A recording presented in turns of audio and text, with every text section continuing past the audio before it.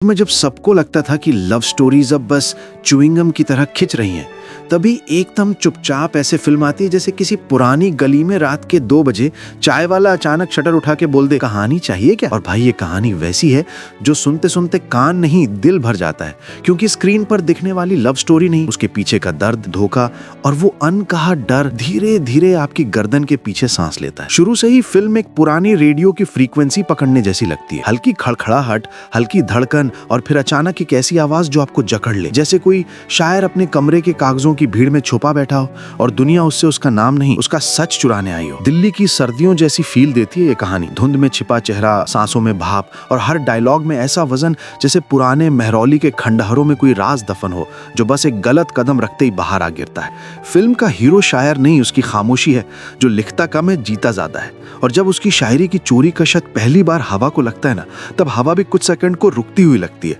जैसे दिल्ली मेट्रो का दरवाजा बंद होने से पहले वाला वो अटका हुआ पल जिसमें अगर आप फंस गए तो बस पूरी कहानी आपके साथ बंद होकर चली जाती है। इस फिल्म का चोर भी वैसा चोर नहीं जैसे सीरियल में दिखते हैं।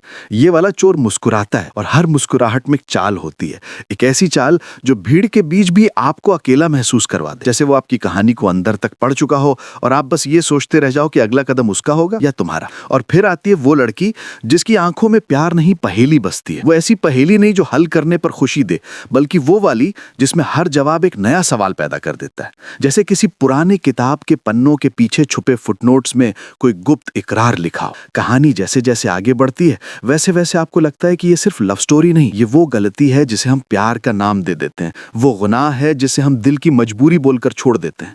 और वही गुनाह इस फिल्म में सबसे खूबसूरत चीज बनकर उभरता है, क्योंकि यहाँ गलतियां ही किरदार बनती हैं और सच्चाइयां विलेन। जब शायर को पहली बार एहसास होता है कि उसकी बेटी और उसकी शायरी दोनों पर नजर रखने वाला आदमी असल में दिल से नहीं दिमाग से चलता है, तब स्क्रीन पर जो चुप्पी गिरती है ना, वो किसी चीख से भी ज्यादा तेज लगती है। जैसे चांदनी चौक की भागदौड़ में अचानक सब कुछ शून्य मोड में आ जाए और बस एक इंसान, एक डर, एक शक हवा में लटकता रह जाए। फिल्म के गाने अचानक नहीं आते, ऐसे घुलते हैं जैसे देर रात की फोन कॉल में कोई पुरानी आवाज फिर से सुनाई दे, वो आवाज जो आपको वापस उन गलियों में ले जाए जहां हर दीवार पर किसी का इकरार लिखा होता था।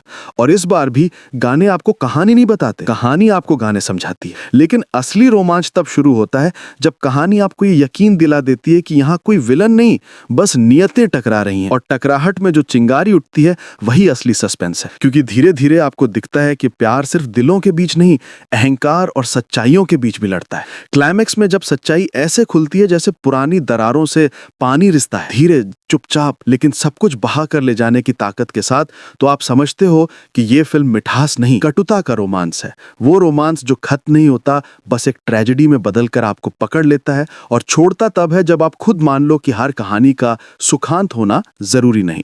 और जब लाइट्स वापस जलती है ना, तो आप वही नहीं रहते, थोड़ा टूटा हुआ, थोड़ा जागा हुआ, थोड़ा समझदार, लेकिन पूरा प्रभावित। यही वजह है कि ये फिल्म अपनी सादगी से नहीं, अपने सच से थ्रिल देती है। एक ऐसी थ्रिल जो गोली की आवाज नहीं, दिल के टूटने की खनक से पैदा होती है और आप बस सीट से उठते हुए कहते हो, वाह, ये तो अपेक्षा से बहुत भारी था।